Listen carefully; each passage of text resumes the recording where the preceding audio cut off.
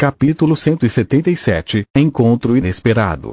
Quando o grupo acordou, o número de bocejos instantaneamente colocou todos em alarme.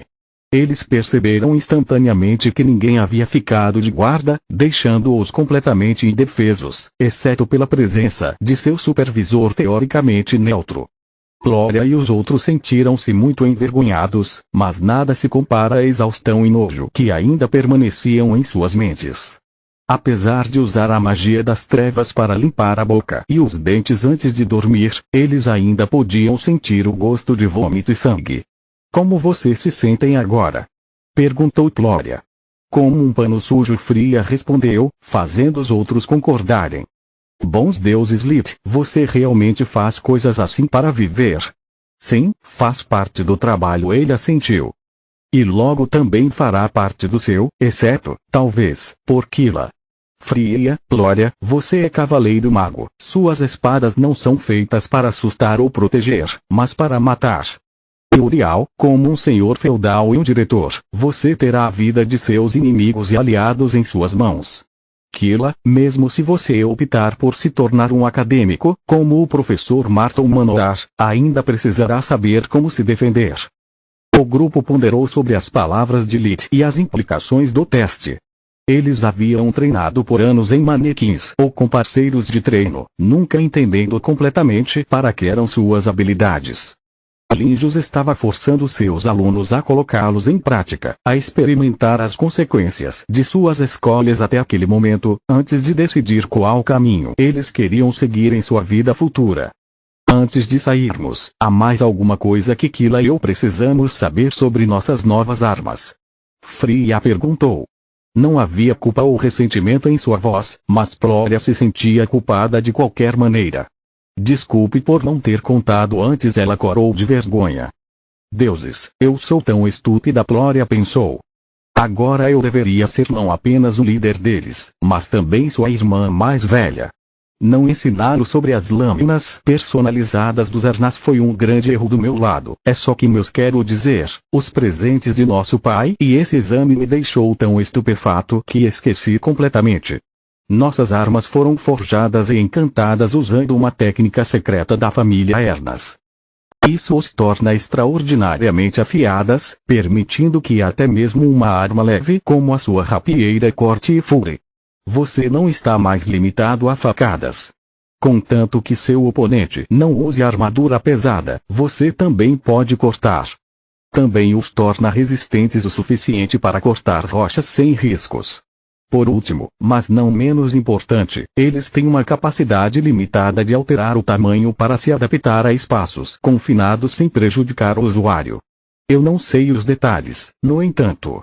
Eu não sou um mestre de forja. Kila, sua faca longa pode se transformar em uma espada curta, se você precisar de alcance extra na batalha. Kila assentiu, tentando a arma sozinha. Seus movimentos eram desajeitados, mas a lâmina era leve e fácil de usar, dando-lhe uma sensação de segurança. Posso ver, por favor?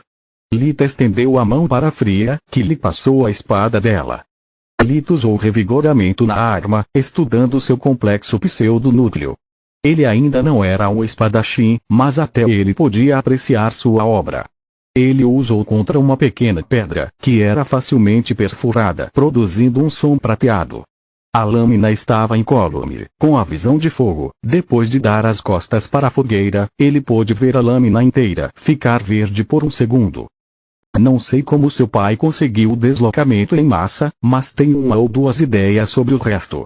A arma é encantada com a magia do ar, fazendo-a vibrar ao acertar e aumentando a eficácia da borda. Além disso, não acho que seja mais resistente do que uma lâmina normal, mas como absorve impactos e dissipa sua energia como calor através da magia da terra.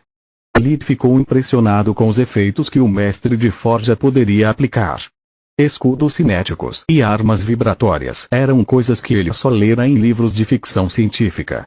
Bem, Glória respondeu. Todo mundo sabe que eles estão encantados com a magia do ar e da terra, mas não como. Além disso, eu não entendi uma palavra da tagarelice que você acabou de dizer. Lit suspirou. Ele não podia explicar o que eram energia cinética e potencial, nem como a frequência da vibração poderia afetar a matéria sólida. Todos eram termos que não existiam no Novo Mundo. Teria sido como tentar explicar a televisão para alguém que não sabia sobre eletricidade ou ondas, então ele deixou o assunto e devolveu a arma à Fria. Eu tenho algo a dizer. E Uriel entrou na conversa. Como estamos em uma masmorra, é melhor evitar usar magia de fogo. Para começar, não há muito ar, então poderíamos sufocar se consumirmos muito. Além disso, apesar das bolas de fogo serem o melhor amigo de um mago, ambos as chamas e o barulho poderia ricochetear nas paredes. Apenas o barulho poderia nos ensurdecer, sem mencionar que apenas o lançador seria imune aos efeitos diretos do feitiço, enquanto o resto do grupo sofreria com o calor. Afinal, foi assim que o termo fogo amigor foi cunhado. Uriel sentiu que ele tinha que provar ser útil para resgatar sua honra. Até agora ele estava tão desamparado quanto Quilla, mas ela era apenas uma curandeira sem especialização. Sem mencionar que ela era 3 anos mais nova que ele. Todos esses são bons pontos. Ploria assentiu. Agora precisamos coordenar nossas ações, não podemos repetir os erros anteriores. O grupo passou a hora seguinte fazendo planos e preparativos para o resto da viagem. Na nova formação, Ploria andaria no meio, pronto para bloquear qualquer inimigo que chegasse. Quilla foi incumbida de segurar o mapa e anotar seus movimentos, já que era a única pessoa ao lado de Lit que sabia escrever com magia da água. Fria e Uriel trocaram de posição, permitindo-lhe ajudar facilmente Ploria ou proteger Quilla. Não demorou muito para encontrar outro grupo de goblins, mas desta vez as coisas foram muito diferentes. Ploria acendeu o escudo da torre bloqueando o caminho, enquanto Quilla e Fria usavam magia de primeiro nível para cortar e esfaquear seus agressores com estilhaços de gelo e lâminas de ar. Algumas das criaturas tinham estilingos de arcos, mas seus projéteis eram facilmente desviados pelo escudo aéreo de Uriel. Eles conseguiram limpar o corredor logo após a luta, mas Fria e Quilla vomitaram novamente. As feridas feitas pela magia eram ainda mais terríveis do que as feitas pelas espadas, e elas ainda tinham que se acostumar com tripas derramadas e tocos sangrentos. Quanto a Ploria e Uriel, seu orgulho era mais forte que a náusea. Nas horas seguintes, eles encontraram cada vez mais ninhos de goblins, melhorando a cada encontro, a ponto de nenhum inimigo conseguir mais alcançar o escudo de Ploria. No entanto, Lit ficou decepcionado.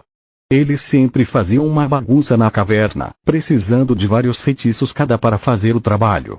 Deixe-me dar um brinde, pessoal. Graças à visão da vida, Lit sabia que eles estavam prestes a encontrar outro ninho composto por cerca de 20 goblins, então ele entendeu. Você já limpou ninhos maiores, então isso não deve influenciar sua pontuação. Por favor, observe. Lit deixou os goblins correrem em sua direção, sem resistência, até que ele bateu uma vez com seu cajado, fazendo a umidade da caverna se fundir em uma camada de água no chão. Uma segunda torneira transformou-a em gelo. Os goblins não tinham noção de gelo, então continuaram atacando, caindo de cabeça no chão por causa da superfície agora escorregadia e incapaz de se levantar. Uma terceira torneira transformou o gelo em lâminas que afundavam em seus olhos, corações e cérebros, matando-os no local. O grupo estava admirado, com a boca aberta pela surpresa. Essa foi a primeira mágica? Uriel perguntou, ainda não acreditando em seus próprios olhos. Sim. É por isso que nenhum canto, nenhum sinal de mão, nenhum aviso para o alvo depois de verificar com a visão da vida que não havia mais ninguém por perto, Lit voltou, encarando seus amigos. Você é como eu era até alguns anos atrás. Você usa magia como um taco, em vez disso como um bisturi. Se usado corretamente, o feitiço mais simples pode ter o efeito mais destrutivo. Ladner lhe ensinou magia assim. Ploria não pôde deixar de admirar suas habilidades. Não. Eu tive um encontro de sorte. Lit não tinha outra maneira de explicar seu domínio da magia. Ele havia aprendido com as lutas da vida e da morte contra Irtu e Gerda e lutando ao lado do protetor. Se ele não tivesse conhecido tantas bestas mágicas, ele não seria metade do mago que era. Litos deixou refletir sobre suas palavras, retomando sua posição na linha de trás. Mesmo que a luta estivesse ficando mais fácil, ainda era cansativa tanto fisicamente quanto psicologicamente, então o grupo descansou novamente, desta vez como uma ordem de guarda adequada.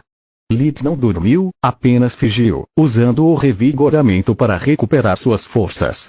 Quando eles começaram a se mover novamente, passaram por vários corredores e cavernas, às vezes terminando em becos sem saída, mas nunca perdendo o caminho graças ao mapa. Eles continuaram encontrando traços de lutas passadas e os ossos de goblin mastigados, mas não encontraram inimigos. Glória podia sentir a tensão no ar. Eles estavam entrando no território de um predador maior. Espera. Uriel disse, parando o grupo. A próxima esquina é muito estreita. Se formos atacados ao atravessá-la, o grupo será dividido ao meio, dificultando a coordenação adequada. Eu sei, mas não é como se pudéssemos torná-lo mais amplo ou ver através das paredes. Glória respondeu. Lit sorriu interiormente, já que ele acabara de fazer isso com a visão da vida. É verdade, mas podemos montar o quadro adequadamente. Só é uma emboscada se você não souber. Uriel lançou uma série após a outra, marcando suas fronteiras com verdadeira magia para tornar mais fácil para seus companheiros de equipe localizá-las. Quando ele terminou, Glória deu vários passos na frente dos outros, mantendo o escudo na frente dela e pronto para recuar. Ela espiou por trás da esquina, descobrindo um pequeno corredor que levava a outra curva acentuada. Glória estava prestes a sinalizar para os outros seguirem em frente, quando ouviu sons de batalha. Houve gritos em uma linguagem gutural que ela não conseguiu identificar. A fonte do barulho continuava se aproximando, até que um grupo de humanoides veio correndo em sua direção. Eles eram todos muito altos, com mais de 2 metros de altura, com corpos musculosos que poderiam ter passado para os humanos se não fosse a pele esverdeada, os cabelos ruivos espetados e as orelhas e nariz compridos e pontudos. Ogros! Glória gritou. Pan! Gritou um ogro, apontando para ela com um dedo na garra. Ao contrário dos goblins, eles usavam roupas, principalmente a pele de outros ogros, goblins e tudo o que costumavam comer no almoço. Um ogro usando um colar feito de crânios de pequenos animais balançou um enorme bastão em direção ao esconderijo de Glória. Foi. Uma bola de fogo voou do bastão, deixando Glória apenas tempo suficiente para dar um passo atrás e se esconder atrás do escudo da torre antes de ser engolida pela explosão. Seu escudo mágico quebrou, mas ainda levou o peso do feitiço. Seu uniforme foi queimado em mais de um ponto, e seus ouvidos estavam tocando, dificultando Glória a manter o equilíbrio. Fria argumentou, enquanto Kila começou a curar sua amiga ferida. E Uriel lançou outra série. Assim que os ogros entraram na primeira série, Uriel ativou, transformando o espaço em uma tempestade que queimou muitos, e relâmpagos os atacaram de todas as direções. Até os sobreviventes não saíram ilesos. Os ogros já estavam ansiosos pelo raro sabor da carne humana quando a segunda matriz se ativou, transformando o chão em areia movediça e os afogando. Sim. Pensamento de Uriel. Uma vitória limpa, sem ter que atacar nenhuma vez. Guardiões mandam. O xamã ogro era tão esperto quanto cruel.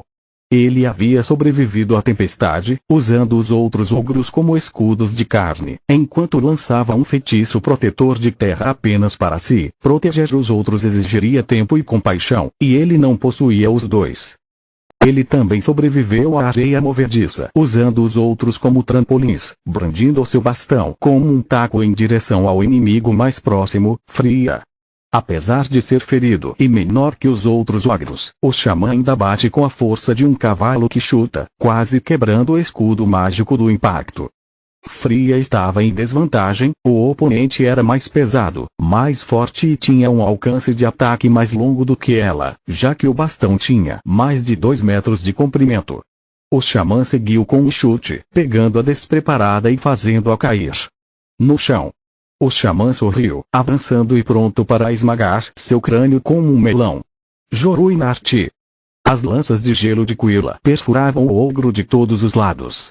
O sangue borbulhou instantaneamente de sua boca enquanto seus joelhos atingiam o chão, não tendo mais força para ficar de pé. Lid sentiu-se lisonjeado, o feitiço se parecia muito com suas lanças de checkmate. Foi. O xamã teceu seu cajado uma última vez, sem vontade de morrer sozinho. Infelizmente, Uriel já havia completado uma matriz muito pequena que negava a magia do fogo. Ele o preparara desde o momento em que notara que um dos inimigos era louco o suficiente para usar magia de fogo dentro do corredor. O xamã olhou para o seu bastão com uma expressão estupefata, a dor da traição de seu único amigo verdadeiro mostrou em seu rosto áspero. Fria expressou suas condolências ao perfurar a cabeça em um movimento fluido. O grupo estava prestes a comemorar, quando outra coisa passou pela esquina. Parecia um jacaré, mas era um humanoide. Ele estava sobre duas pernas, com pelo menos 2,5 metros de altura, sem considerar a cauda. Usava um cinto no qual estavam penduradas várias bugigangas, enquanto suas mãos empunhavam um machado de duas cabeças e um machado de martelo, respectivamente. Mastigava o que parecia ser a coxa ainda sangrando de um ogro. Ele olhou para eles com um olhar brincalhão, antes de tirar a coxa da boca e dizer: "Ah, carne fresca." Capítulo 178, Conspirando.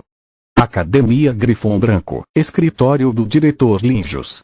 De sua mesa, Linjos examinava os dados provenientes da rede mágica da academia. Pouco mais de um dia se passou, mas o número de grupos que participavam do teste estava quase pela metade. Era muito pior do que ele havia previsto, mas olhando para os relatórios de seus subordinados, ele não podia duvidar que seu método fosse a escolha certa. O professor Trask está certo, muitos estudantes não têm experiência em combate, preciso investir mais mão de obra e recursos nas aulas de teoria da magia de combate. O exame simulado ajudou os alunos apenas até agora. O cenário era muito simples, sem nenhum ferimento real, muitos deles subestimaram os riscos. No próximo ano, tenho que apresentar monstros humanoides mais cedo e fazer com que os professores deixem os alunos se machucarem um pouco, ou voltarei à estaca zero. Ele pensou. Seu amuleto de comunicação chamou sua atenção e a runa brilhou por causa da chamada recebida. Linjos não pôde deixar de tremer sempre que a rainha o chamava. Majestade, a que devo a honra deste chamado? Ele se levantou, dando-lhe uma profunda reverência. Linjos, qual é o significado desses números? Você realmente vai reprovar 2/3 dos alunos do quarto ano. A rainha Silpa ignorou a etiqueta, nem usando o título nem dando a ele um aceno de cabeça em resposta. Sua voz não estava tão zangada quanto preocupada. A resposta para sua segunda pergunta é não. Ele respondeu com um tom firme. A primeira, porém, é uma pergunta complicada e requer uma resposta complexa. Eu preciso da sua permissão para falar livremente. Concedido. Silpa assentiu sem hesitar. Os números nos dizem que 2/3 dos estudantes são covardes, mal preparados para combate, trapaceiros ou todos os itens acima. 20% desistiram assim que souberam que suas vidas estariam em risco. Esses magos não podem ser classificados como B, porque aqueles que consideram ter muito a perder podem ser facilmente intimidados ou convencidos a mudar de lado.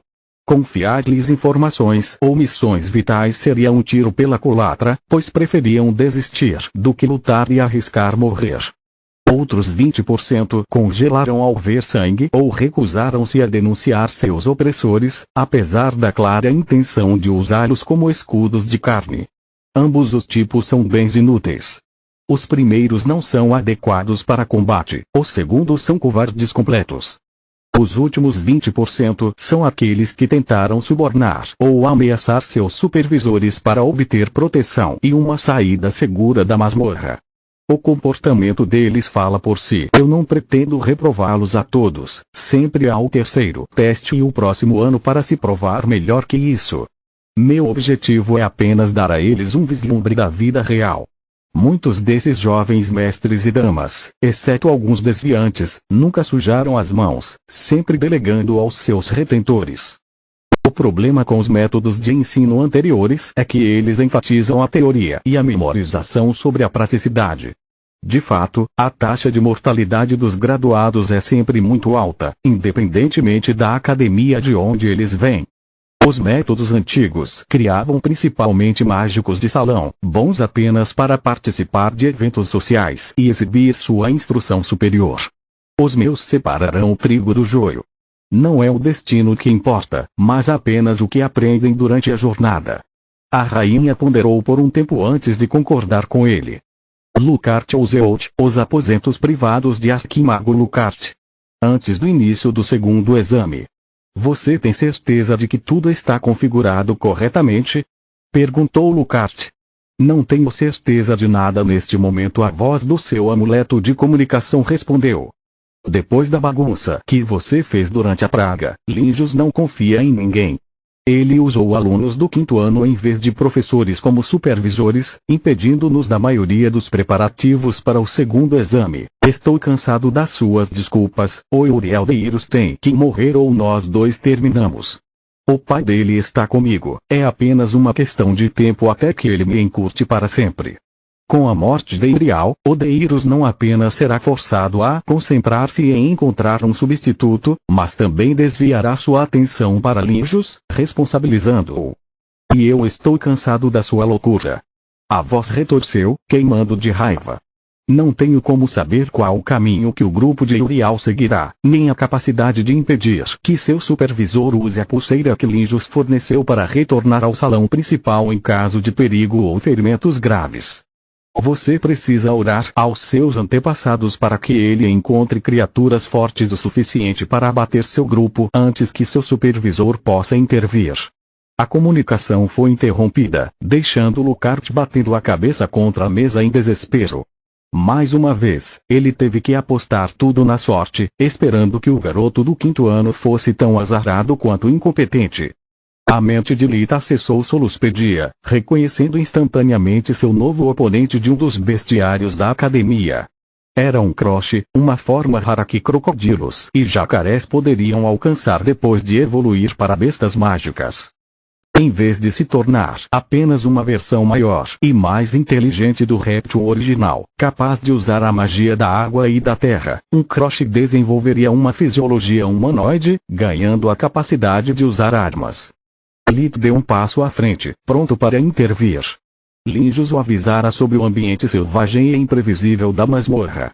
O teste era sobre a capacidade de superar o trauma da primeira morte de um ser humanoide. Os goblins fracos e sem magia eram apenas um aperitivo, seguidos pelos ogros muito mais fortes e perigosos, que também usavam magia falsa, tornando-os um grupo adversário que Plore ainda podia enfrentar. Um animal mágico raro capaz de usar magia verdadeira, no entanto, não é algo do rank deles. Caramba, talvez esteja até acima do meu lit, pensou. Em um ambiente tão úmido enquanto está cercado por rochas, não há muito que eu possa fazer. Mesmo se esforçando com a magia da fusão é inútil. Essa coisa pesa pelo menos meia tonelada. Mesmo com minha força aprimorada ela pode me bater como uma mosca sem mencionar seu núcleo de manacianos brilhantes solos, apontou. O controle sobre os elementos mais abundantes é muito superior ao seu. Por favor, tenha cuidado. Plore ainda estava se recuperando da bola de fogo, ajudada por Kila. Uriel nunca chegaria a tempo de lançar outra série, deixando Fria o único pronto para lutar. Lit reuniu seus amigos, erguendo uma barreira ao redor deles e pegou o amuleto de Linjus. Nenhum exame valia sua vida. Lit nunca se arriscaria a ser morto por uma razão estúpida como orgulho ou nota. O croche, no entanto, não prestou mais atenção ao grupo. Em vez disso, continuou coletando os cadáveres dos ogros, armazenando-os nos amuletos dimensionais pendurados em seu cinto. Os ogros na areia movediça ainda estavam vivos e quando viram a fera caminhando na direção deles, gritaram de terror. Ogros eram muito mais parecidos com humanos do que goblins, seus gritos davam arrepios a todos. O croche andou sobre a areia movediça como se fosse um solo sólido, precisando de apenas uma mão para levantar um ogro antes de morder a cabeça. É uma pena que eu não possa armazená-los vivos. Eu gosto de minhas refeições mal-humoradas, ele fala.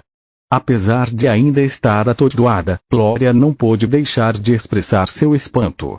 Eu falo. E eu não sou nada, filhote rude. Meu nome é Pillard. Esta criatura não tem medo de falar na frente dos humanos, Lito observou. Ou é arrogante como Irtu e não se importa, ou é benevolente como Riman ou Kala. A propósito, o que você está fazendo aqui embaixo? Pillard continuou. Mas exatamente, o que diabos está acontecendo?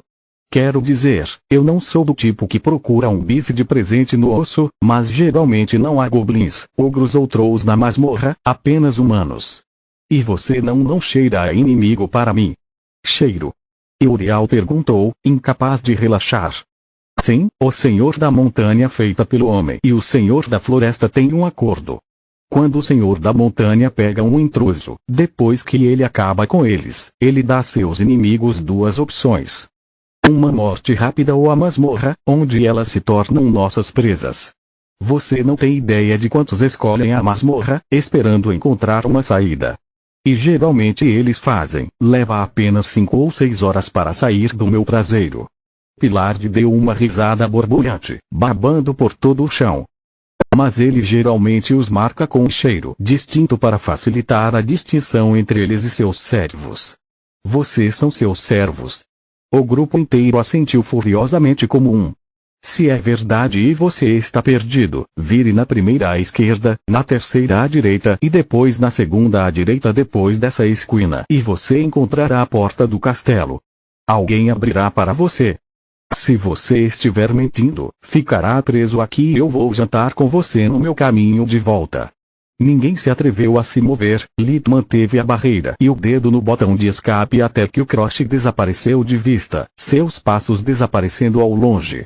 Então, eles começaram a se mover em direção à saída, esperando que esse fosse seu último obstáculo. Continua no próximo vídeo.